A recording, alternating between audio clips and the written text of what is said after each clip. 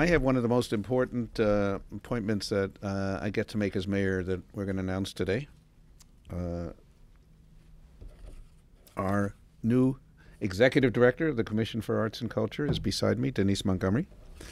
Let me just tell you why, before I go into talking about Denise, why this is such an important appointment. A great city has great art and culture.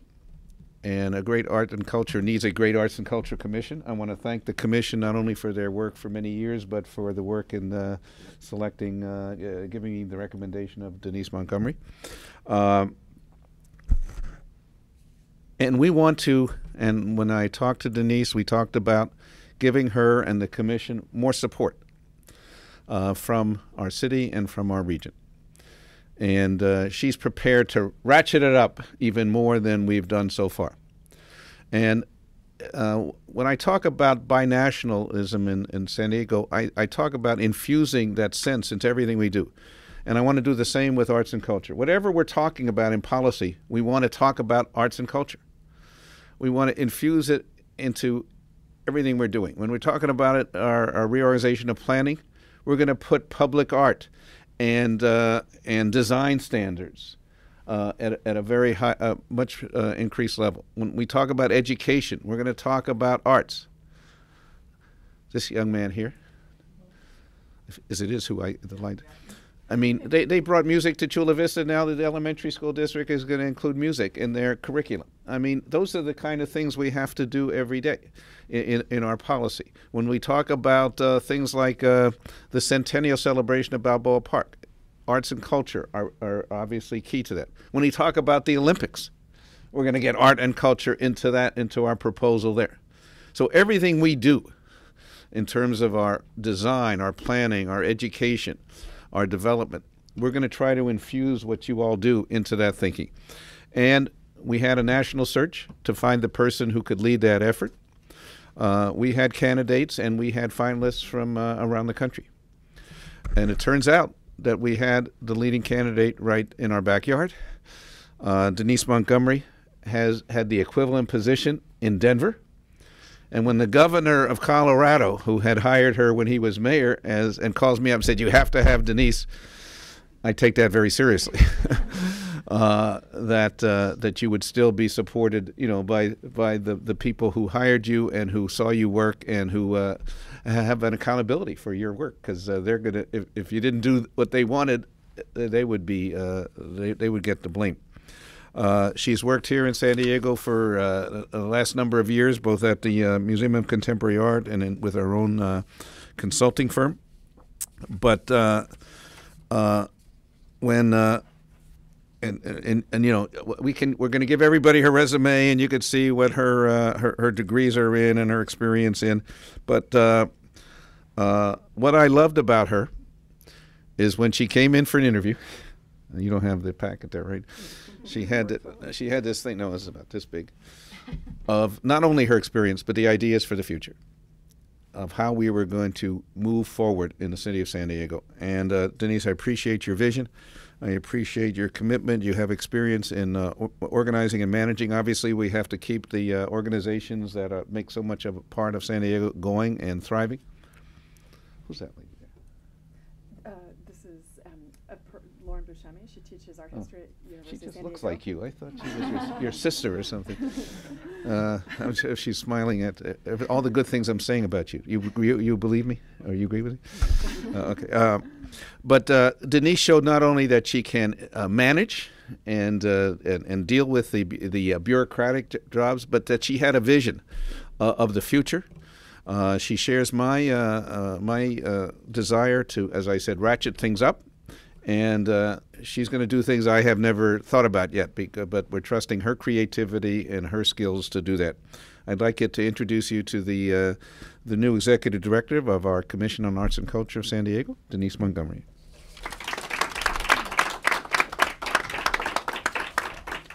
Thank you, Mayor Filner. I'm delighted to be joining your administration and am inspired and energized by your vision and plans for the city. I'm thrilled that I'll be working for someone who has already demonstrated a strong commitment to arts and culture and who understands the value and role of the arts in society and in community life. And I so look forward to working with the mayor, the commissioners, the commission staff, and the community. Together, we will support San Diego's cultural development, connecting people with the arts in ways that vitalize our city. As you heard, Mayor Filner is ambitious in his thinking about this agency and its role in San Diego. I share his ambition and optimism and look forward to helping to fulfill his vision, including that of increasing arts in San Diego's neighborhoods and expanding binational collaboration. Yo creo en el poder del arte y la cultura como un puente para el entendimiento entre las culturas y las personas unificadores. I believe in the power of arts and culture as a bridge for cross-cultural understanding and unifying people. Central to my career has been increasing access to and participation in arts and culture. I'm driven by the belief that everyone deserves to have art in their lives, people of all ages and all walks of life. As director of the Denver Office of Cultural Affairs, I collaborated with many agencies and individuals, and the result was a measurable increase in arts and culture participation. We moved the needle locally and nationally on the awareness of Denver as a robust and thriving cultural community, something that had impact on both the economy and on residents' quality of life. I will work to do the same and more here in San Diego. San Diego has an exceptional depth and range of artistic and cultural assets, made even richer because of our shared border with Mexico. My view of our arts ecosystem is expansive. It encompasses nonprofit arts and cultural organizations that focus on the visual and performing arts, as well as media arts, literature, history, science, and education.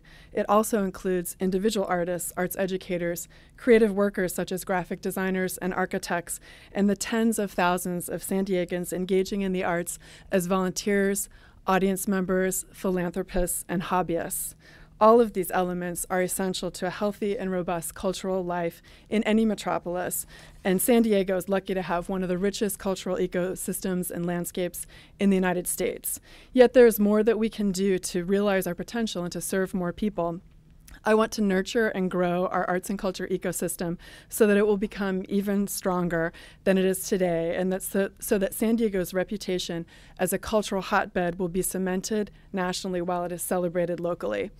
On my first visit to San Diego for a work-related trip in 1999, I grabbed a taxi to Balboa Park and visited the Museum of Photographic Arts, the San Diego Museum of Art, and the Mingue Museum. I stood by the Botanic Building next to the Lily Pond and drank in the beauty and vibrancy of the place. A little later, I had a memorable visit at dusk to the Museum of Contemporary Art San Diego, where I was enthralled by the spectacular Ocean View site and the museum's Francis Bacon exhibition. I could not have imagined at that time that I would be here with you today, about to assume this new role. I moved to San Diego in 2006, and in the 7 years that I've lived here, I have enjoyed a diverse array of cultural experiences, from the murals at the Jacobs Center at Market Creek to mariachi, from Yoshimi Battles the Pink Robots at La Jolla Playhouse to concerts by the San Diego Youth Symphony. Far too many to list, along with my share of fish tacos. I know that my appreciation of this city will deepen and grow through my new role, and I could not be more honored, delighted, and energized. I want to offer my thanks and appreciation to the Commission staff and the Commissioners for all that they have done and will do to keep the Commission operating smoothly during this time of transition. And on a personal note, I would like to thank my wonderful husband, David Urso, for all of his support. Mayor Filner, thank you for this opportunity. Your leadership and commitment are driving forces in advancing arts and culture in San Diego, and I look forward to working with you to make a positive cultural impact. I hope it will be felt by everyone in our community. Gracias, Denise.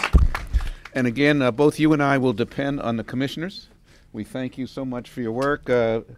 Chairman Reed, thank you so much. Chairperson Chairman Reed, and all of you.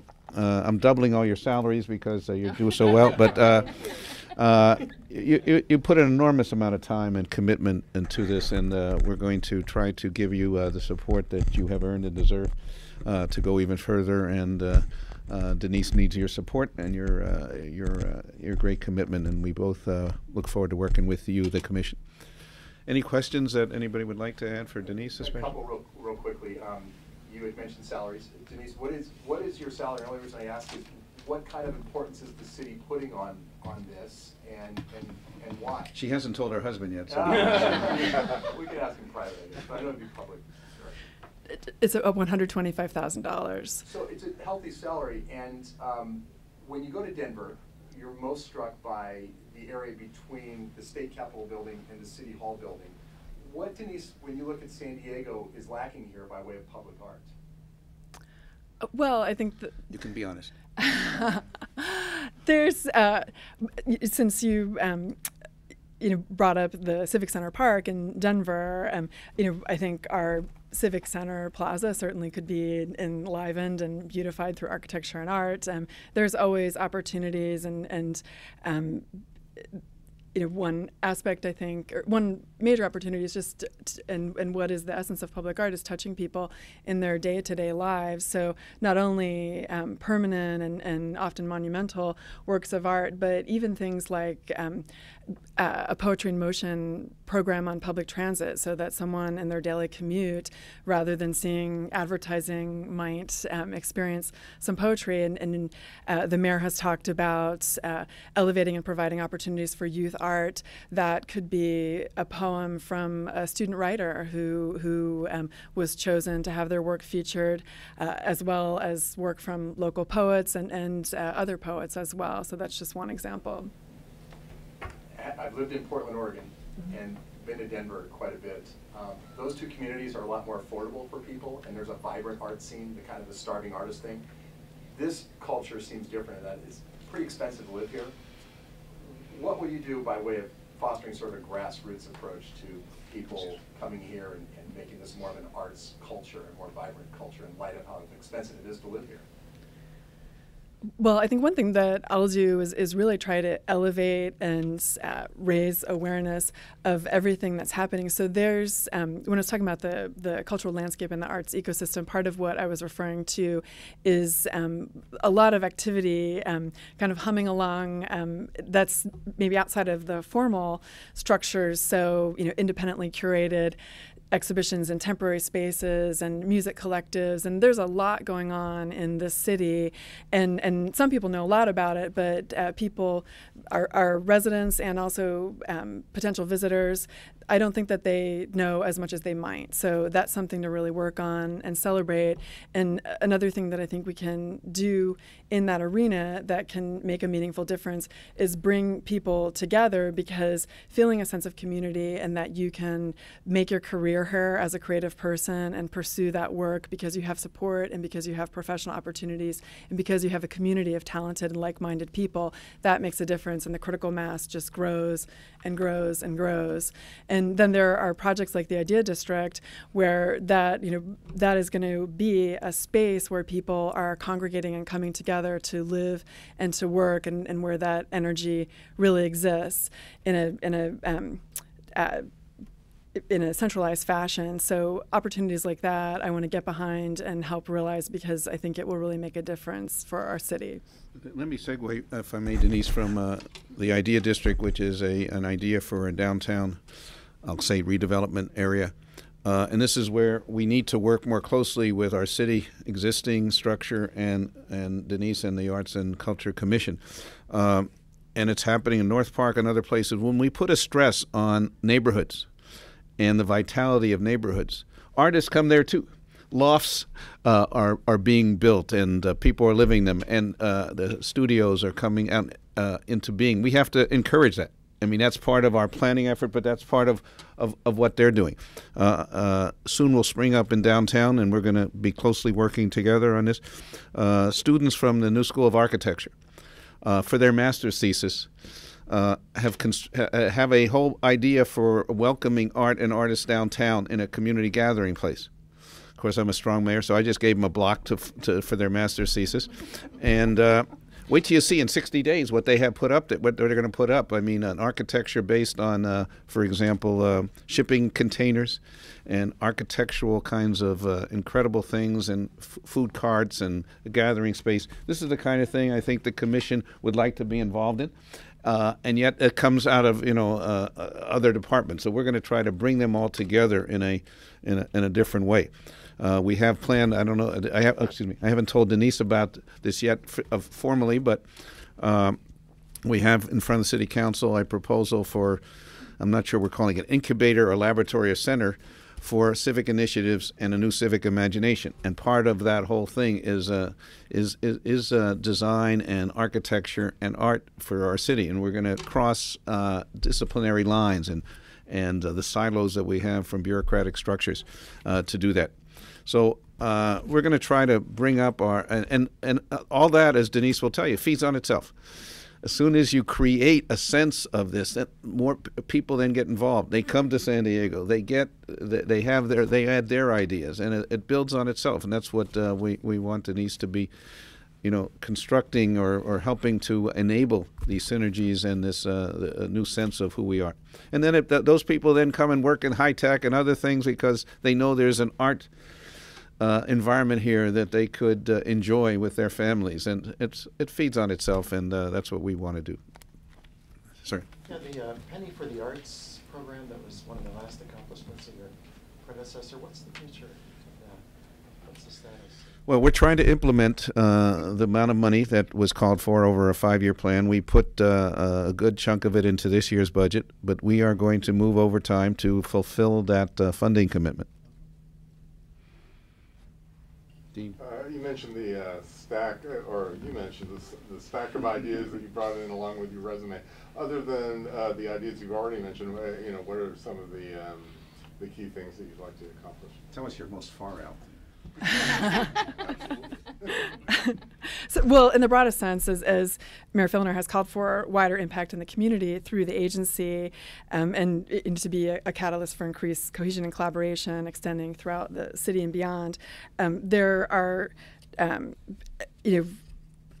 think we have, in terms of a specific idea, working binationally with our Latino community. Dia del Nino is a wonderful Mexican holiday that celebrates children on April 30th every year. So having a community-wide Dia del Nino celebration that's a cultural celebration that celebrates Latino heritage and arts and culture, and that really... I got to interrupt you. Yeah. Look at the screen up here. You see, this is part of our new public art.